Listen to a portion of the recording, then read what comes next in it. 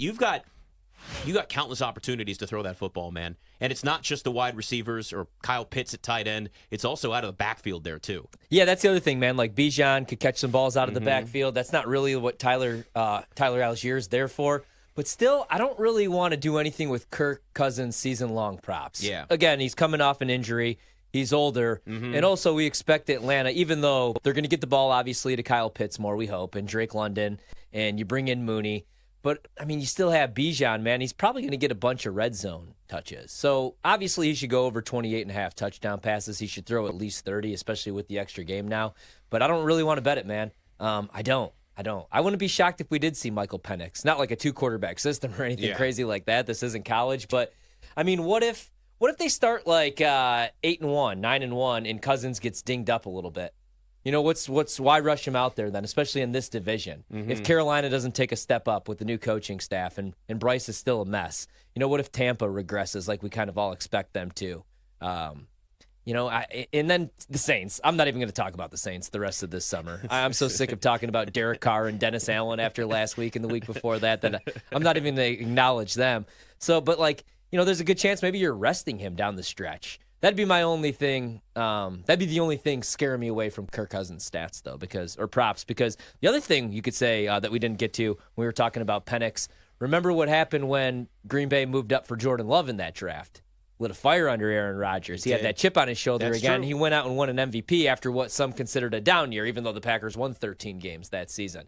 Maybe Kirk Cousins does the same thing because they did the same thing to him. They didn't inform him. He's probably watching that draft thinking, hey, we had the worst pass rush last year, the year before that. Probably going to add one of these edge rushers. And he sees instead his replacement's been drafted, and he hasn't even started one game for Atlanta. So, who knows, man? Maybe he does ball out, but either one of these two teams are gonna miss the playoffs. Atlanta in the NFC or the Texans in the AFC. With all the hype, everything that they did this offseason. Like the Texans, as fun of a story as they were last year, obviously over exceeding expectations with Stroud as a rookie, they played the third easiest schedule in the league. Their schedule is a lot tougher this year. Now they're outside the top 15. Yep, now they play a first-place schedule. So, and I expect the Jags to be back in the hunt this year. I think they win 10, 11 games. I think Trevor Lawrence is going to have a bounce back year. I like what they did in the draft. Still worry about the defense.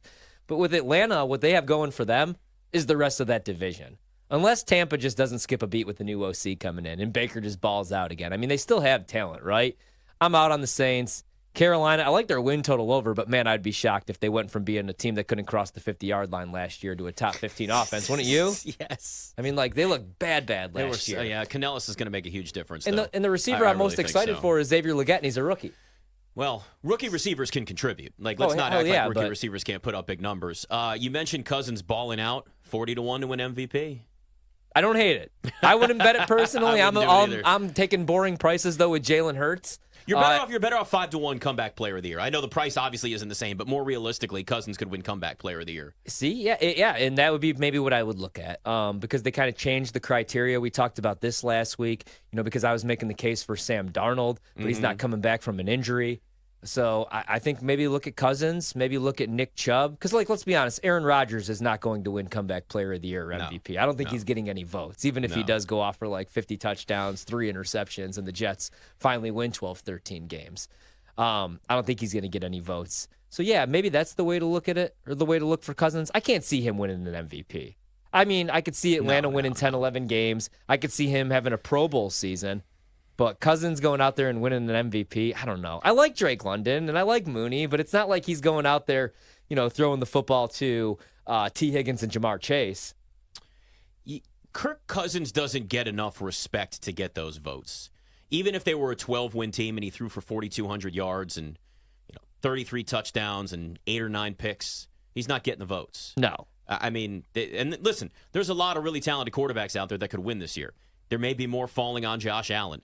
Joe Burrow, if he's back and healthy, could have a monster season this year. I mean, C.J. Stroud, I know that team can go either direction. We just talked about their schedule, but if C.J. Stroud looks like he did last year, we've seen young quarterbacks win MVP. This isn't the NBA where it takes years for you to climb up the rankings and the votes and finally get to the point where you're the next guy up and you finally win an MVP, and then you have your short window where you win a couple or 2 out of 3 or whatever the case is, depending on who we're looking at in just recent history alone. But if you're looking right now at Atlanta and you're looking right now at Kirk Cousins, the one market I would probably dabble in is comeback player of the year, even though it's only 5-1. Yeah, MVP, I don't care what kind of season he has, because you could also, it'll get used against him with all the weapons he has too. Like, people will find excuses. People have always found excuses to poke holes and downgrade Kirk Cousins. Now, I don't think it's not like he's on a top 5 quarterback in the NFL. This guy's put up some big numbers and won a lot of games in his time in the NFL. Yeah, I mean, I would stay away from like the yards.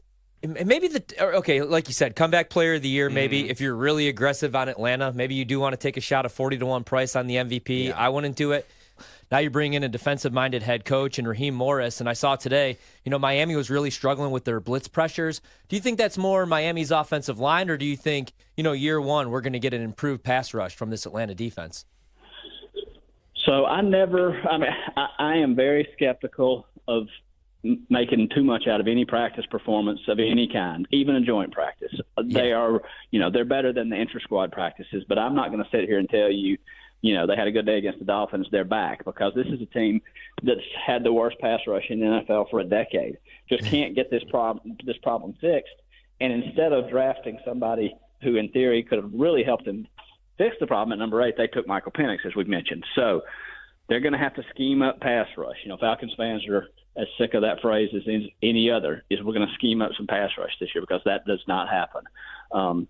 They do have a lot of pieces. They have promised they're going to be creative.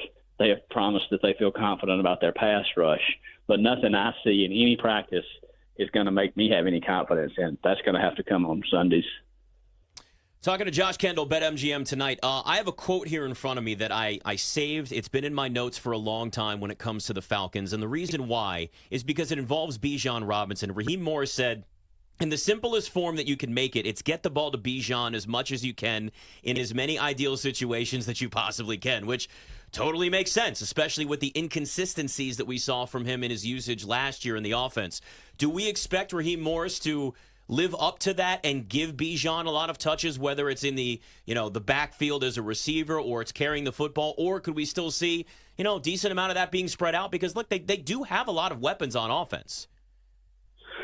Well, I think that the Rams, we're basing a lot of what we expect from Raheem Morris on what we've seen from the Rams, because that's where he was most recently, and that system has shown a lot of success. The Rams feed their stars. The Rams fed Kyron Williams last year. We will see if Raheem Morris is as dedicated to feeding one back. But I'll say this. Bijan Robinson put the ball on the ground too much last year, and this team loves Tyler Algier. So I think Tyler Algier still has a role here. Yeah, I kind of had the same question, but about Kyle Pitts. Do you think this could be his breakout year? We talked a lot about Raheem, but you also have Zach Robinson coming in to call the plays, obviously. Do you think this could be his breakout year? I mean, last year we saw him substitute out a lot. He's not really a blocking tight end. What do you think his role is in this offense this season? Could it be? Sure. But it could have been the last however many years, Yeah. So I'm not ready to bank on that either. I think that Drake London, if I'm betting on a breakout year, for me, it's Drake London. I think Kyle will have every opportunity. We'll see what he does with it.